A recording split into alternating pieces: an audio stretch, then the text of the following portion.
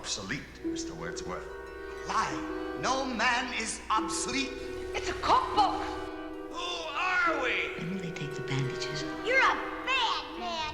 You're a very bad man. This lemon sucker here. He's the most suspicious of the bunch. My name is Talking Tina, and I'm beginning to hate you. I believe you're going my way. Live from Willoughby at the heart of the Twilight Zone. Here are your hosts, Alex and Tyler, the prestigiously perfect podcast in which we call the Twilight Zone. Good morrow, noble gnomies. I am Alex, thy humble host. And I, fair sirs and dames, am Tyler, ever at thy service. Hark, thou art most welcome to the Twilight Gnome podcast, now gracing thine ears with its 54th chapter. Pray, dear Tyler, what tale dost unravel on this eve? On this eve we doth be discussing and unraveling the Bard. The Bard, Season 4, Episode 18, the last episode of Season 4.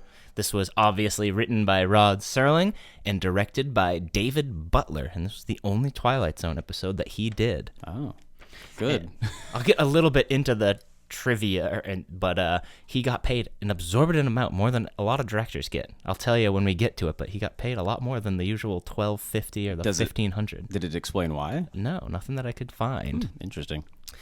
We'll get right into it, Ty. What was your favorite moment? My favorite moment was when the magic book jumped to him, both in the store and also on the bus. The book was the highlight of this episode.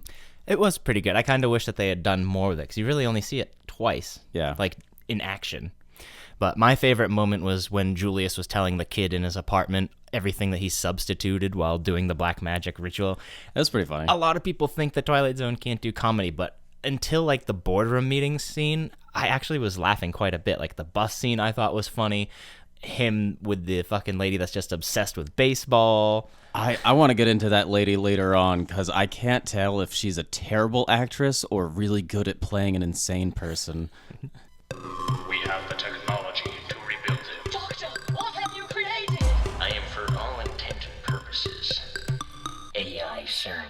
So every week I put a prompt into ChatGPT, come up with a Rod Serling style intro to the episode we are watching.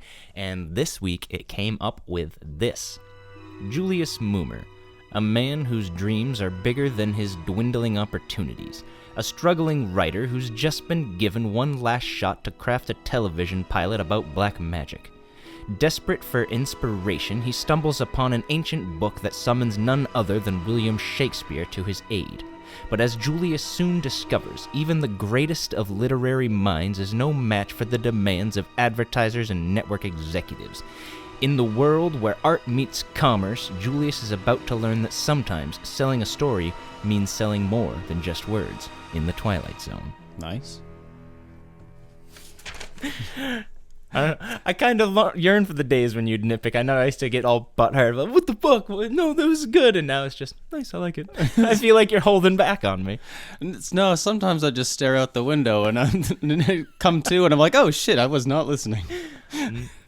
All right. Well, every week Tyler and I come up with a few questions for each other, keep each other on our toes like Tyler wasn't during my AI Serling. Apparently I've been paying too much attention trying to read my phone that I don't see what you're doing during that. You're just off staring. Take this quick little 30 seconds to myself.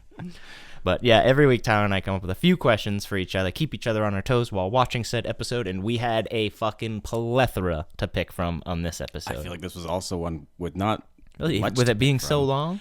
Yeah, but it's not like a whole lot of details. I don't know. I have 4 though. All right, I have 3, so you want to go first? Sure. I'll start off with an easy one. What was Moomer's job before a writer? A stagecoach conductor. Streetcar conductor. But I get motion sickness. Womp womp. What time is the first draft due on Mr. Hugo's desk? 9 a.m. 4 o'clock on Monday. 4 p.m.? Oh, Yeah. Gives him plenty of time. What's the name of the bookshop? It's really weird. It's like Polo Dandies. Polodny's bookshop. It was close. Yeah, it's. I mean, I didn't know how you would pronounce it. I knew it was like Polodny's. Polodneys. So Polodny's. All right. While we're at said bookshop, the Giants are leading the Mets by what? I thought you were gonna ask me for like the books that in the back that says "Ask us about Keats." The Mets are leading by, I don't even know baseball. Like, what's a lot to be leading by? Do you want me like they're leading by 4? They are, because she says Giants are leading the Mets 6-4. I mean 6-2. So Okay, it is 4. nice, Did yeah. you pull that out of your ass? Completely pulled that out of my ass. I was like, I don't think you get too high of a score in baseball. I don't think so. The line, "He speaks, yet he says nothing," is from what play, act, and scene? Oh my god. Well, he does every time he says one, Act 1, Scene 2. Also, he's quoting himself at the point of doing that. You want the line again?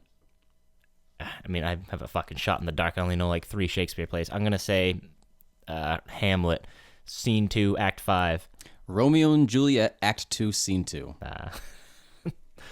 All right. Rocky Roads, according to one of the executives, was great in what play? A Streetcar Named Desire. Yes. Because A Streetcar Named Desire is what Marlon Brando was in, and it was very clear he was trying to be Marlon Brando, or it was like a spoof on Marlon Brando.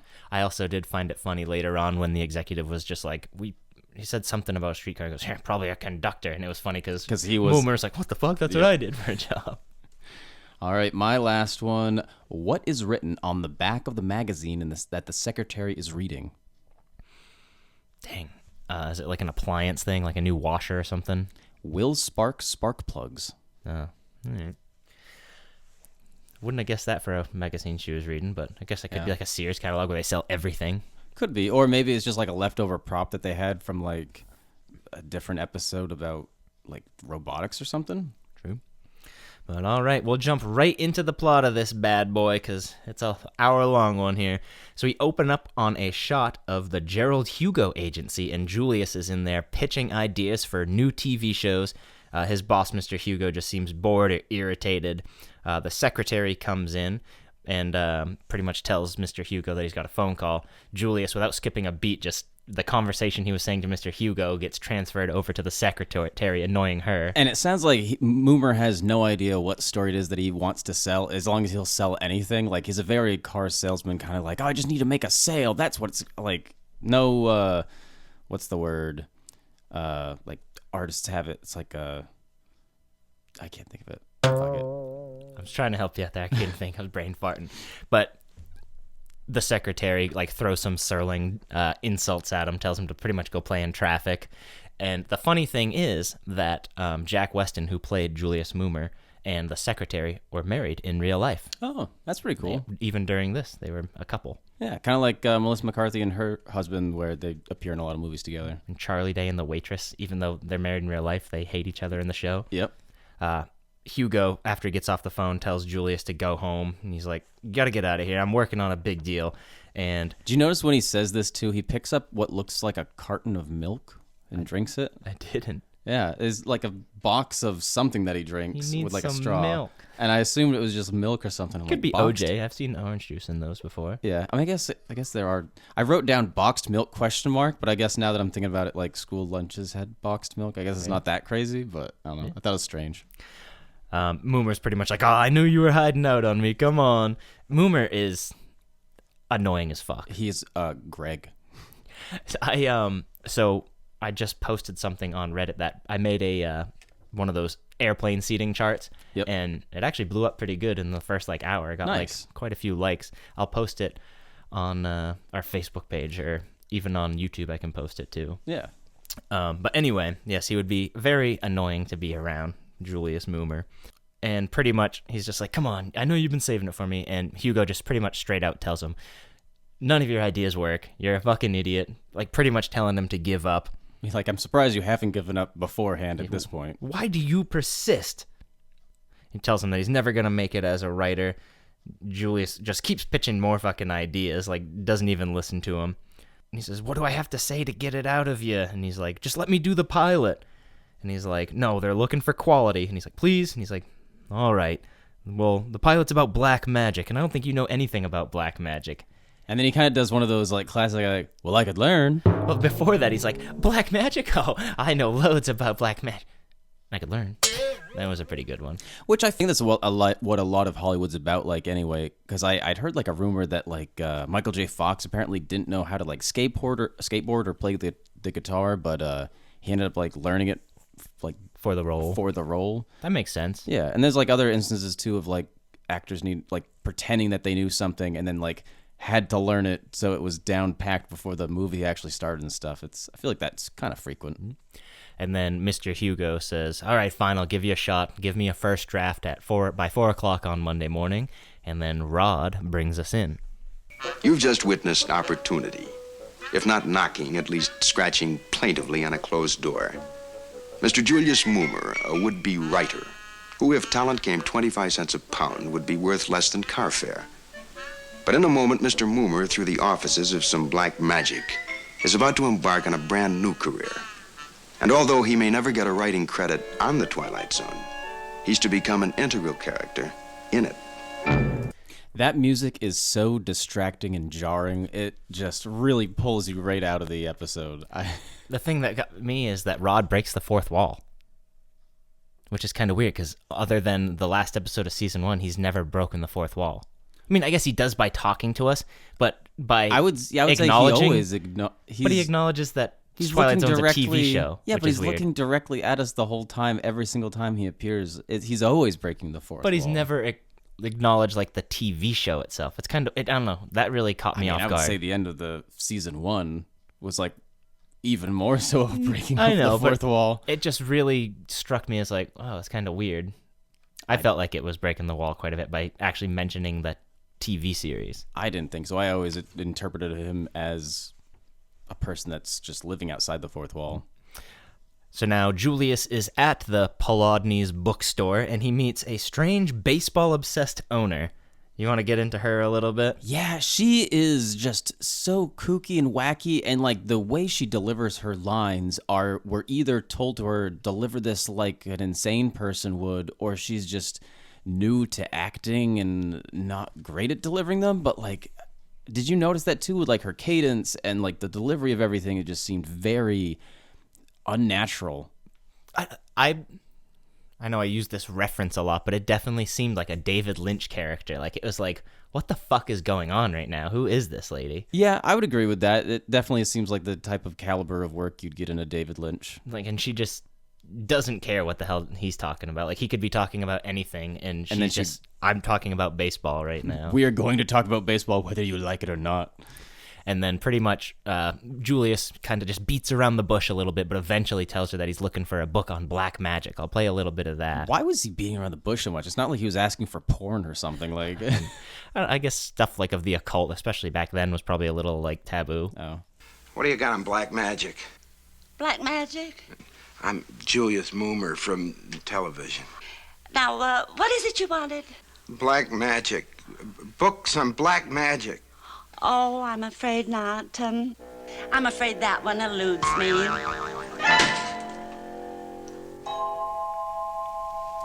It eluded her, Tyler. Well, no, she meant not eludes as in you're alluding to something, but eludes as in it's elusive in your mind. Different spellings. Apparently, I don't know what the fuck elude means. I don't think you do. See the reference from last week's episode when Tyler called me out on my... I was wondering if people listen to... I would imagine if... I'm sure there's some people that listen to every episode, but I'm sure there's some that, like, if they've never seen that episode of The Twilight Zone, might not listen to our episodes. Maybe, yeah, listen to them out of order. Yeah. That's a good question for you guys. Do you listen to every episode of our podcast, or do you just listen to the ones that... our episodes seen. You know, which I guess would make sense, but unless you're watching, like, would tell them ahead of time what ones we're gonna watch. Unless you like hanging out with your buddies here, just shooting the shit. How's it going? I like to think of that one being the latter. That's nice. But yeah, I love the shot of the book just jumping right off and landing there. It's so cool, and it's a simple effect. And what I also love about this scene right here too is we kind of get an inkling into the kind of person that Moomer is when.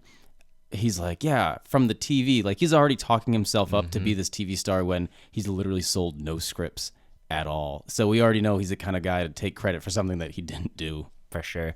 This whole scene in the library, I do think that if this was 24 hours or 24 minutes, this wouldn't be that bad.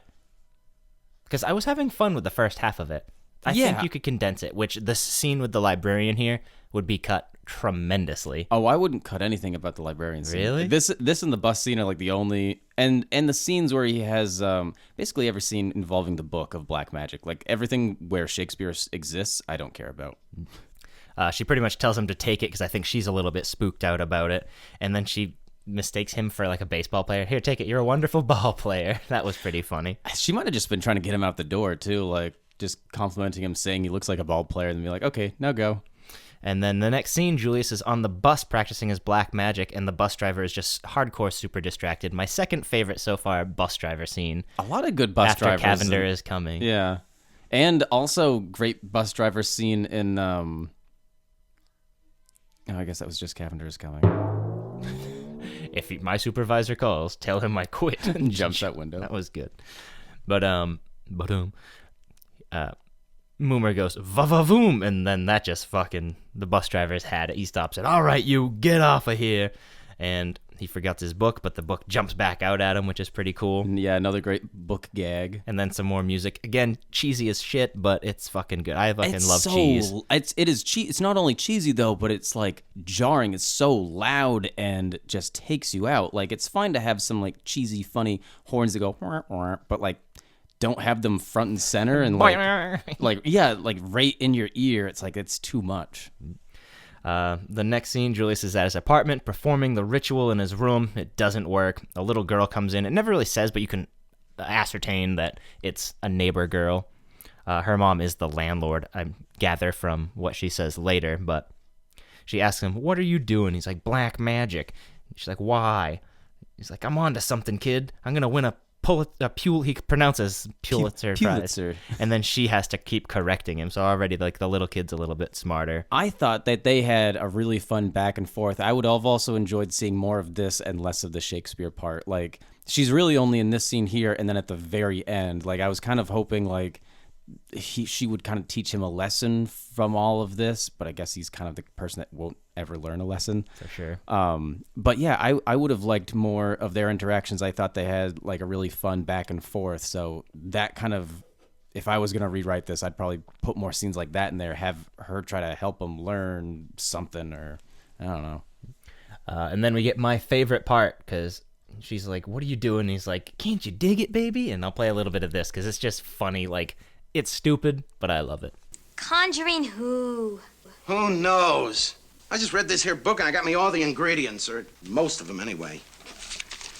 Yeah. 4 tufts of feathers from a falcon. I got them from a pigeon. Sand from Egypt. I still had some in my sneakers from Jones Beach. 3 legs of a spider. I found me an ant.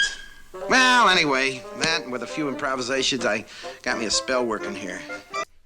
I think it's fucking funny. You don't find that comical in any sort? It's funny. I mean, and it definitely builds up the type of person that he is. He cuts corners and is lazy about stuff. Again, the music just takes it down. Like they can have a little bit of that fun, like, wah, wah, but like it's just a little too played much. Very heavy-handed. It is.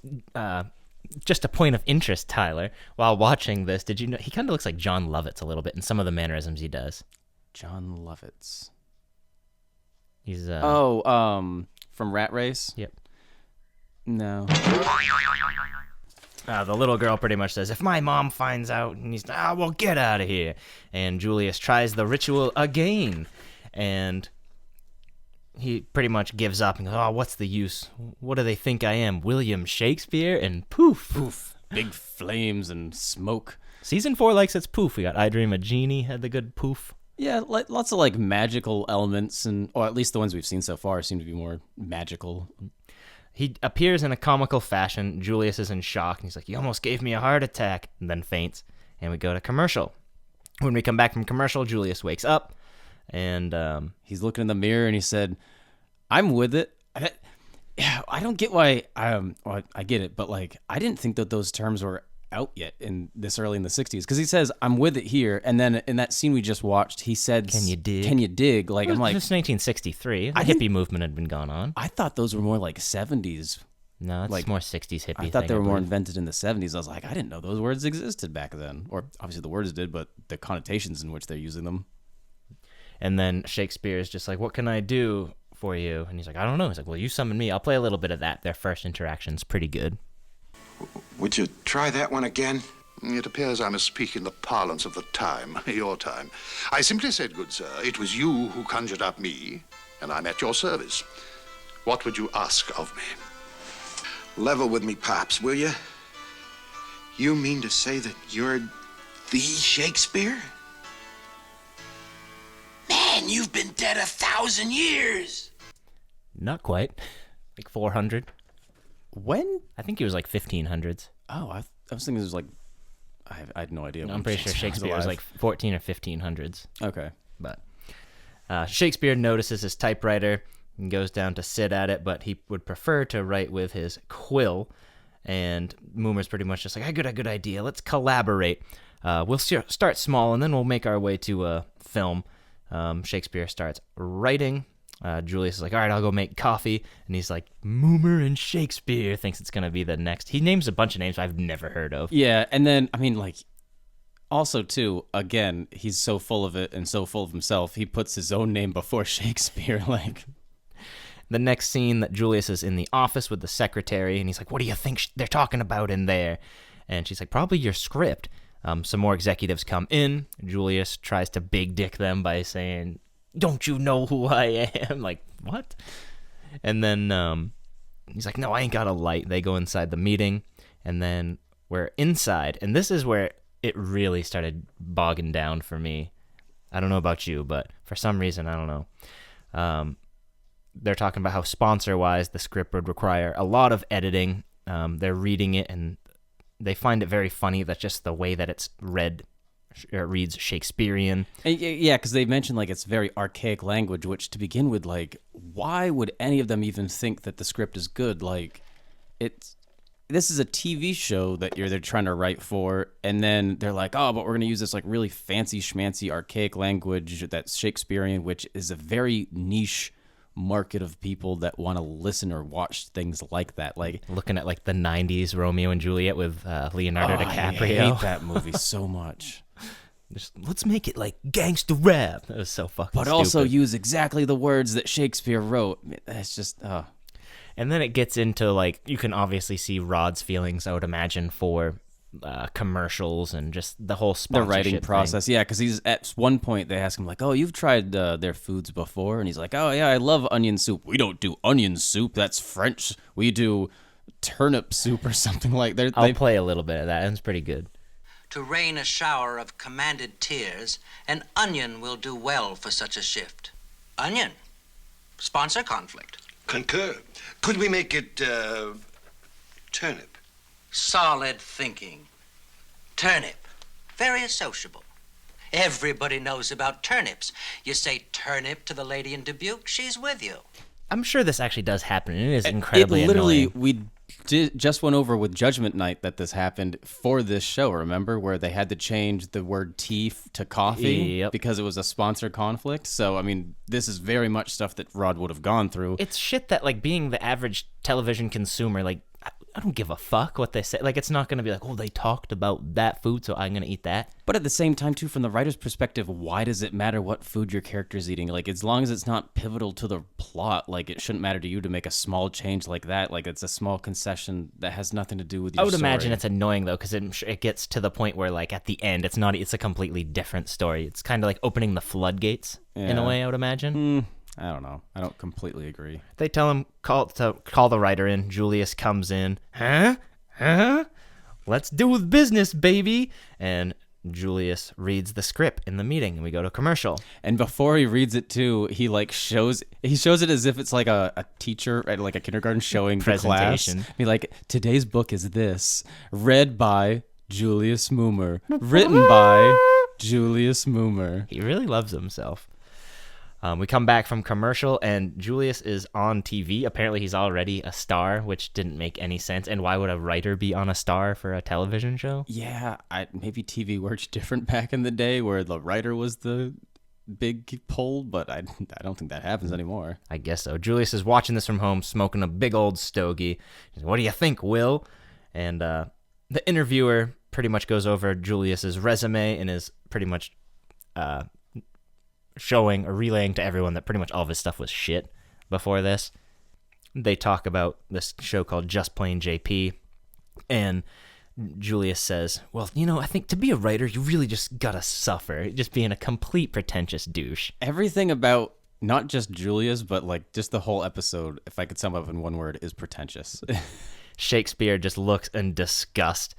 He shows Julius's new work, and he's like, yes, I suffered for it, obviously poking fun at what Julius had been saying on the interview. And then he kind of points out to Julius that at no point did he even mention that he had help writing it, and that kind of Julius is sort of being a credit hog, and well, not sort of being, he is being a credit hog, and so Shakespeare is kind of mad at that too. To which Julius just goes off with his like future dreams presented by dun, dun, dun, Julius Moomer, and then like after he goes through all this, he has the audacity to say, "Good thing I'm modest." Fucking prick. Shakespeare gets pissed, and I'll play a little bit of this because, like you had stated earlier, he did not give credit where credit was due. In short, Mr. Moomer, you have not been prone to extend credit where it's due. At no time, for example, have I heard the name Shakespeare, or for that matter, any suggestion of collaboration on our play. Now, wait a minute. Will, baby. Look, we gotta play this one by ear. It is, Mr. Moomer. I have finished my task. I will now take my leave. I kind of, I obviously see Shakespeare's point, but at one point too, he calls Moomer conceited, and then immediately Shakespeare quotes himself, which is one of the most conceited things to do. So he's also not completely in the clear of not being pretentious. True. Moomer's trying everything to keep him on board. He's like, come on, let's keep going. We'll go to Hollywood. They dig dudes with beards out there. And Shakespeare's like, well, maybe. I'll come see the rehearsal tomorrow, and we'll talk about it. And he leaves, and Julius, it kind of like sinks in. Rehearsal? No, Will, don't rock the boat, baby! I don't want you going to the rehearsals and stealing all my thunder. The next scene, we're at the rehearsals, and Mr. Shannon is there, who's like the big head of the soup thing, the sponsor here. Yep. Shannon Soups. And he's like, I sell soup. That's all I do. I sell soup. And like, we got Rocky Roads here, sir. He's the best. He was in Streetcar. Rocky Road? And if I didn't look at IMDb and you didn't say anything, I don't think I would have known that was Burt Reynolds. Really? I saw him and immediately was like, that's Burt Reynolds. What tripped me up was his voice. He didn't sound like Burt Reynolds because obviously... Hardcore, doing like a Marlon Brando... Exactly. His voice, he's trying to emulate Marlon Brando a lot, which I guess is what tripped me up with the voice thing. But when I saw him, I was like, that's definitely Burt Reynolds. The director starts to describe the scene to the actors. Rocky asks what his motivation is, just being a huge douche. What's my motivation? Why would I walk through this door? I can't stand actors like that. Like, I know, like, fucking Daniel Day-Lewis and, like...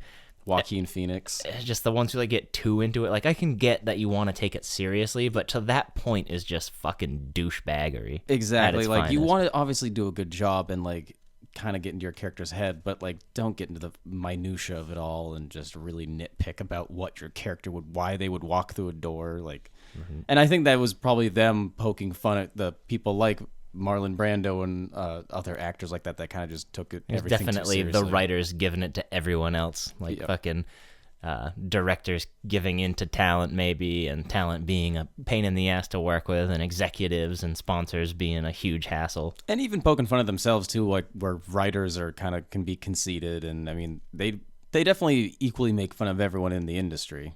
Right. Shakespeare enters, everyone pretty much stops. He goes to Rocky. I'm looking for Mr. Moomer. And he's like, who do you play? Like, I play Jeremy. And Jeremy hath a no-shaven chin, and... He's 19 years old. Yeah, well, we made some changes, Pop. Just being a big douche to this guy who doesn't even know. Shakespeare is disgusted. They start the scene again. And the other executive guy is kind of just sucking Mr. Shannon's dick. Oh, what do you think, sir? I don't care. When's the commercial come in? Which, I mean, to be fair, yeah, you're paying for this whole thing out of your pocket in the hopes that more people will buy your soup. So that's what kind of you care about. At this point, Shakespeare walks into a bunch of chairs and that one was pretty comical. Knocks them everywhere.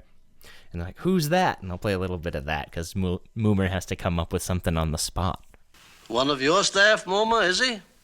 Well, actually, he's a relative. Cousin on my mother's side. He's a little eccentric. Eccentric? Well, he has like delusions. One week they come, one week they go. What about this week? Well, this week he thinks he's William Shakespeare.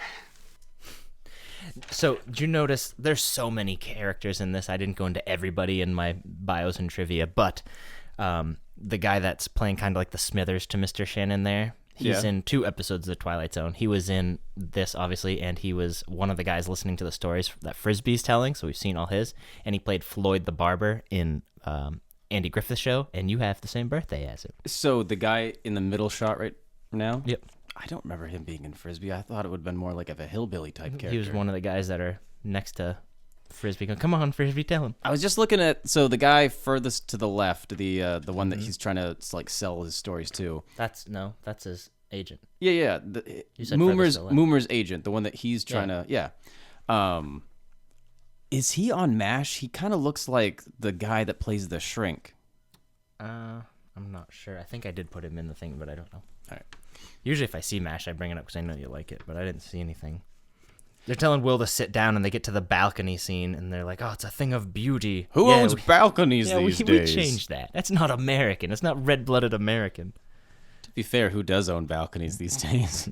We changed that to a Subway, and he's a doctor now, actually. They're very big this season. And Esmeralda, what about her suicide? No suicide. We changed that. My wife didn't like it. And they just keep making so many changes that it's essentially not even the same story anymore. Yeah, I mean, if you're going to make that many changes to someone's story, then why did you pay to have a writer write a story if you're basically just going to take everything about it and just make it something new? Right. And he's getting pretty upset, so Moomer's just like, come on, get with it, Will. You're taking the butter off our toast here. Shakespeare's had enough. Rocky kind of is like, what's the matter, old man? He calls him a gleep, and Shakespeare just fucking knocks him out. I wonder if he looked like he did his own stunt there. Like doing the backflip over the table. Oh, like, I thought you meant like he actually punched him in the face. No. I'm sure they did like a fake punch, but yeah, the over the table, yeah. Shakespeare's leaving, and I'll play a little bit of this because he tells Julius off, which we've all wanted to do since we've met him, and Shakespeare says it very Shakespearean-like. And you, Julius Moomer, foolish mortal who could have covered himself with a cloak of immortality. To you, Julius Moomer, who has succumbed to the rankest compound of villainous smell that ever offended nostril. To you, Julius Moomer, lots of luck. How funny is that? The lots of luck line reminded me of a line that Doc says in Back to the Future. He kind of like talks like I can't remember. With the sideways mouth thing. Yeah, he does a sideways mouth thing after he says like a particular line. That's with the. No wonder it says "Made in Japan." I think it's that line, and I think there's another one from like the first Back to the Future movie too. He does it like a couple times throughout the series. The next scene, Julius is back home, and the little kid's there, and she's telling him to knock it off, The Conjuring. And he's like, I can't. The next assignment I got's about history, and I got some really good ideas. He takes the book, and she goes, Mom, he's doing it again. Which, out of context, you hear a little girl run out of a grown man's room saying he's doing it again. Not a good look. Not a good look for Moomer. Yeah. The next scene, we're in Mr. Hugo's office, and Moomer is back, but this time he's got a bunch of friends with him for that history report. And I thought one of your trivia questions was going to be like, name 5 of the people that like walked out, because he has General Robert E. Lee, and then Ulysses follows him, and then he has got like 5 presidents. So George Washington, Abraham Lincoln's the next one, and then he had Teddy Roosevelt, Pocahontas, Daniel Boone. Yep. And Ben Franklin. Ben Franklin, yeah. Was it just 8? I think so. Yeah. They all come in, and then Rod brings us out. Mr. Julius Moomer, a streetcar conductor with delusions of authorship. And if the tale just told seems a little tall, remember a thing called poetic license, and another thing called the Twilight Zone. I always get a kick when Rod kind of chuckles at his own fucking outros. You're like, I'm so witty. All right, and that's our episode. Tyler, what did you learn? I learned don't practice dark magic on a bus or you'll get kicked off. All right, we'll jump right into ratings. IMDb currently has this at a 5.6 out of 10. I think we're going to be pretty close on this. You want to do it at the same time? It's been a minute. Yeah, we can do it at the same time. All right, 1, 2, 3, 4.5. Hey, I knew it. Yep. Yeah, I mean, it's not the worst. It's definitely, I know in the fan community, it's regarded as the worst episode of The Twilight Zone. I don't think so. Obviously, there's a couple that I've rated lower than this. Yeah, I mean, it's not a good episode by any means. Like, it's really long, drawn out. The music was extremely distracting, and the message is pretentious, and all the the characters are all pretentious people. But, I mean, overall, the bones of a good story's there, and it had potential for fun with, like, the historical figures being brought to present day and the cool magic book. But, yeah, just something was lost in translation. Just didn't stick the landing. Who are they? Where are they? What are they? Let's find out together in the Twilight Gnome presents Inside the Twilight Zone. All right, so this week we have Jack Weston. He played Julius Moomer. He is in 2 Twilight Zones. This is obviously one of the worst, and he's also in one of the best, I would consider. He is in The Monsters Are Due on Maple Street. I think you prefer The Shelter over that, don't you? I think The Shelter does a...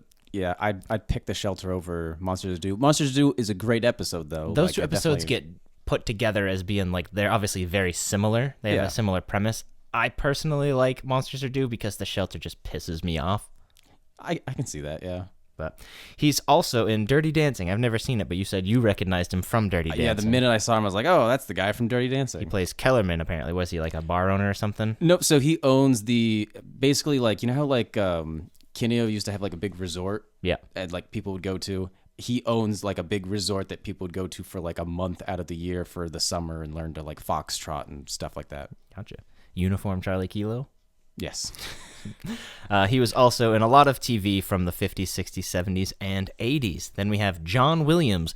Not the John Williams that is the composer, but the actor. He played Shakespeare. He was in 2 Night Galleries, 10 Alfred Hitchcock Presents, 4 Playhouse 90s. Not a whole lot other than that. We have Henry Lascow. He played Mr. Hugo. He actually died a year later than this episode at the age of 52. He wasn't in a lot of stuff, but he was in some TV in the 50s and early 60s. And then we have Marge Redmond. She played the secretary. And like I stated earlier, she was Jack Weston's wife in real life. And then there is Doro Morandi. She played Sadie. Do you know who that is? Is she in another episode of the Twilight Zone? She is not. She played the librarian there, the owner of the bookshop who loves baseballs. Is she... Oh, you already said the names. I was thinking she kind of looked like the woman that plays the Wicked Witch of the West and Margaret something. Margaret Hamill. Yep. Hamilton. She does kind of look like Margaret Hamilton. Yeah. But no, I picked her because it's been a while, Tyler. She was in 1 episode of Mr. Peepers. Sex fiend. Sex fiend. Sex fiend. Hey, I'll get a towel. Sex fiend. Ellie's not that bad of a girl. Sex fiend.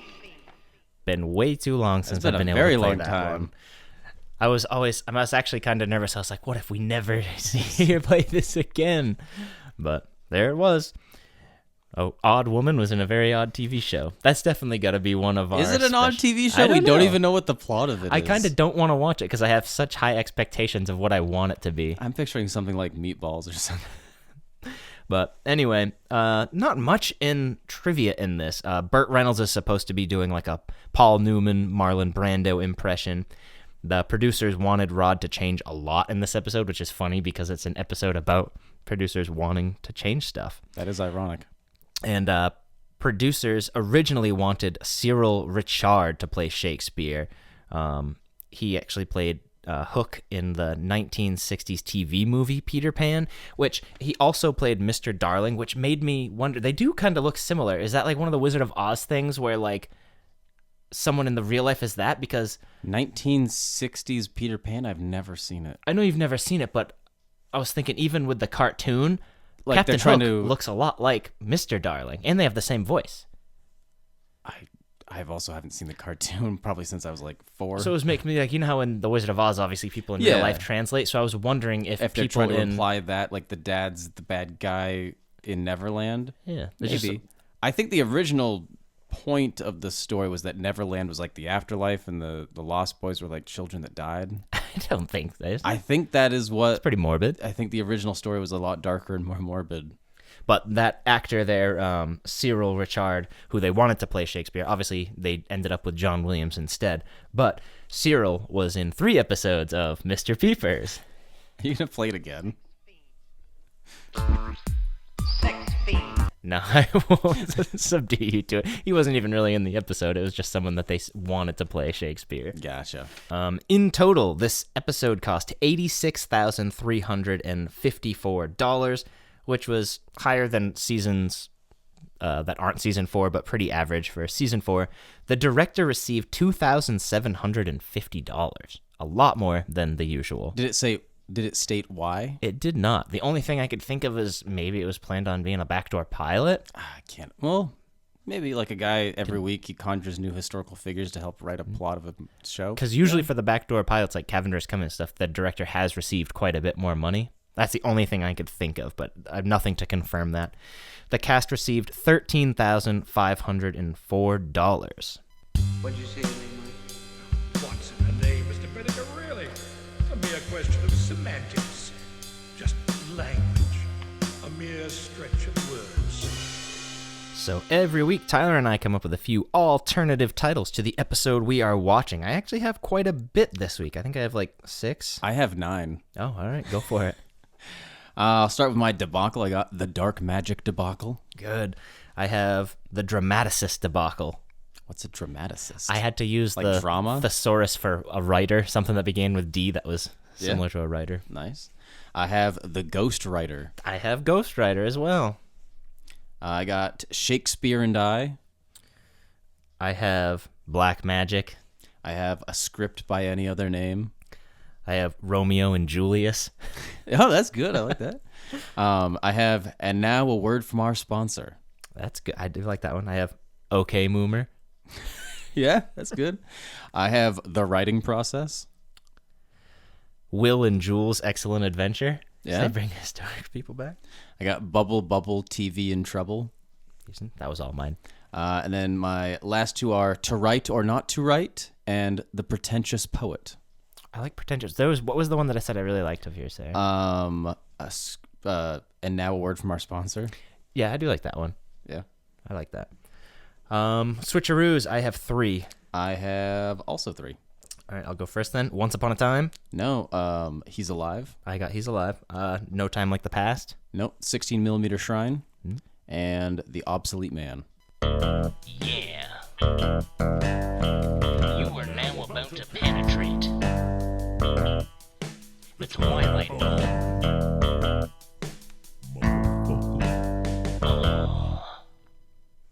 So every now and again, but it is becoming more and more. Not always. There's definitely weeks where we don't have a porno parody. If we have a porno parody name, we will do so. Tyler has one this week. All Let's right. see. I got the button prepared for our stinger. All right. So instead of the Bard, we have the Hard. I thought it was pretty good.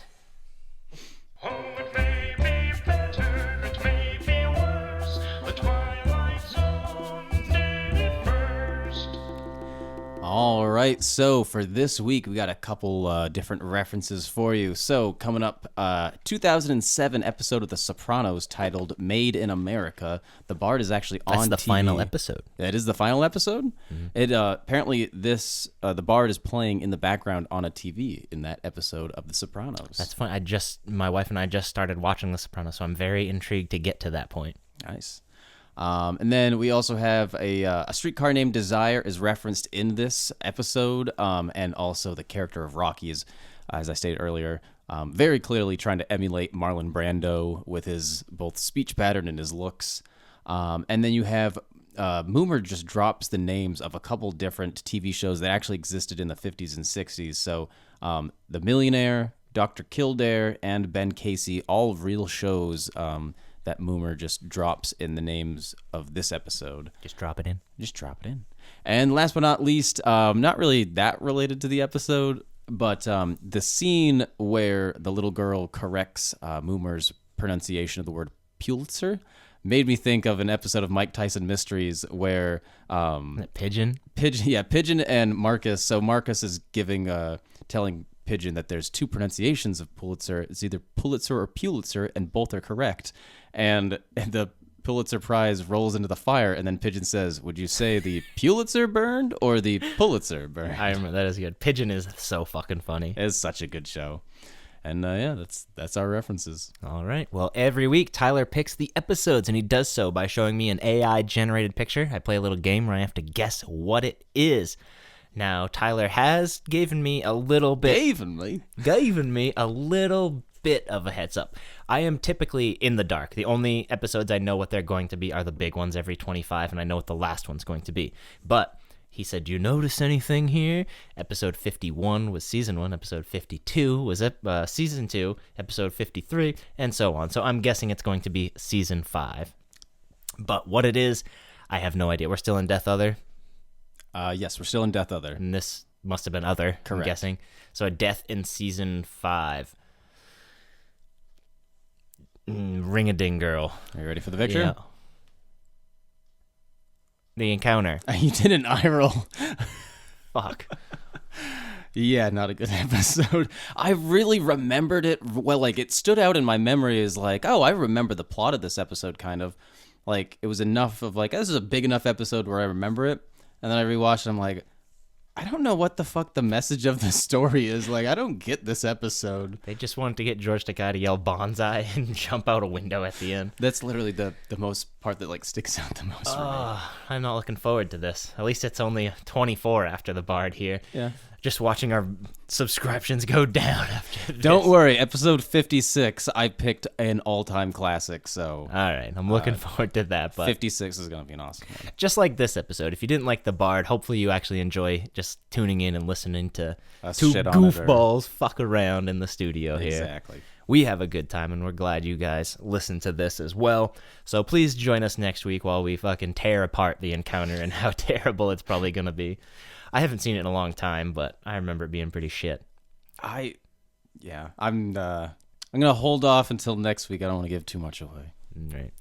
A little bit of housekeeping here. If you guys could please continue, like, and subscribe. We are at 89 right now. Ooh, pretty awesome. Getting close. 11 more, and we get that little title there. I think we get like our own URL for nice. youtube.com/Twilight Gnome. So that'll be pretty cool. And just having triple digits will be pretty badass. Yeah.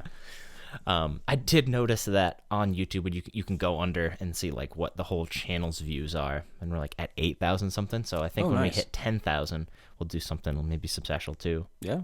Another thing I wanted to start doing, I wanted to bring up here is, obviously I drop the episodes like Thursday or Friday, but maybe on like Sunday do like a Sunday poll thing, because there's polls you can do on YouTube. So like every Sunday, just a question. I think people might like that. Yeah.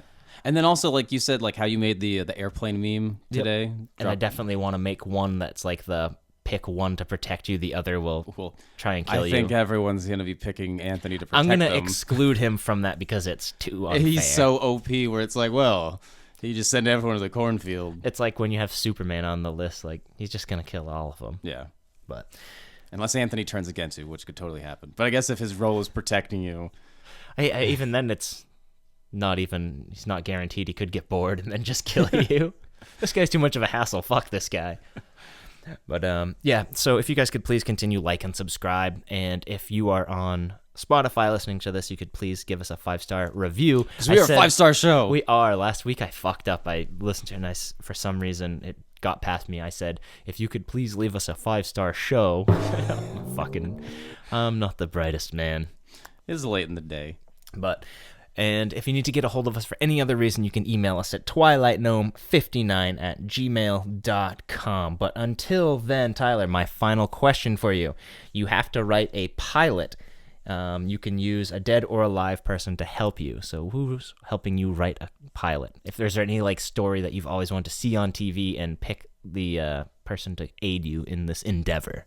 I mean, I feel like most people I would know would be actors and stuff, not really writers. So I guess that's kind of hard. Not from books, you would have obviously Rod would be a cool one to have collaborate with, but yeah. Who would I want? Maybe J.K. Rowling, Stephen King. J.K. Rowling would be pretty good, but I guess it depends on what type of story I want to write. I think I'm gonna go with Leslie Nielsen. Hopefully, he'd be a good writer. I know he's a funny actor. So just kind of watch him and then hope that comedy ensues. Yeah, exactly. Just watch him be do something funny. I would imagine, is he dead? I would imagine. I believe so. Probably. Yeah. I mean, yeah, that'd be pretty good. I've been watching a lot of Righteous Gemstones and stuff like that, and Danny McBride, he writes a lot of those, and I feel like I have the same sense of humor as he does with that stuff. So I would definitely want to do something along those lines. Yeah. But all right, who would you pick to help be you your write writing something? buddy? I mean, Rod's obviously would be a really cool one too. But yep. Until then, Tyler, do you have anything to say to our dear listeners? Yes. Thank you all for stepping into the Twilight Gnome with us. Bavavoom, zazazoom. It's for